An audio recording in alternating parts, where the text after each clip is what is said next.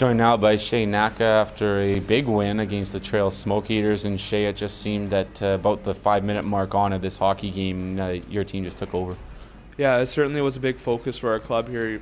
We haven't had great starts in the last 2 games. Big focus tonight was to come out and have a strong start, and luckily we were able to put some goals up, and we played real well for the first 20 and kind of set the tone for the rest of the game. They looked like a road-weary team almost from the puck drop. And again, you guys scored 3 power play goals on the night, but it just seemed that you guys were getting traffic in front and a ton of shots in the first period, ended up chasing Bailey McBurney. Yeah, I think that was part of the plan too. We wanted to get more shots to the net. I don't think we generated enough shots, certainly not on Saturday night there. So we wanted to generate more shots, especially from the point there, and we were able to get a couple from defensemen as well.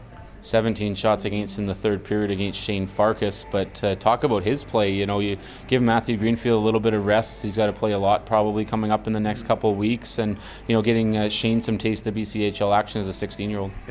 Yeah, we have a 7-game road trip coming up, and Matt's going to play a lot of the games. He's our guy, so we want to give him a little bit of rest here when we have the chance, and then he'll start again on Friday. As for Shane, he's part of the future plans here, and he had a good start as a Warrior. When you look at the road trip now, obviously the 3 games in 3 days coming up this weekend involves a lot of early morning, a lot of travel over the weekend. But what's the plan ahead for the team to get ready for those 3, what could be real tough tests?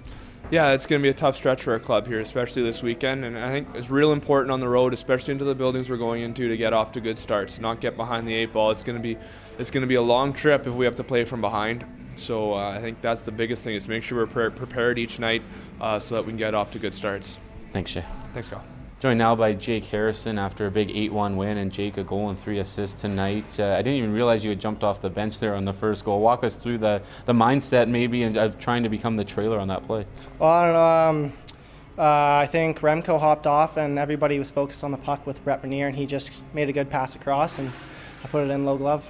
You seem to have one of your better games this year. Would that sort of be your assessment of the night as well? Yeah, it's definitely one of my better games. Maybe even like the best game I've had. But yeah, I just tried to play good in my own end and hop up in the rush, and it just worked out like that. Your shot from the point there in the first period, I thought you guys did a good job getting to the front of the net tonight, but Brett Bernier, he barely even touched that puck, but it just changed the elevation a little bit for the goal. Yeah, well, I think initially on the shot it would have missed the net high, but he got a good stick on it, and it ended up going over his glove, which is good tip. 7 straight games on the road coming up here for the hockey club. Is that exciting late in the season, or does it add a little more of a drain on the players as they have to spend what is going to be over 2,600 kilometers on the bus over a couple weeks?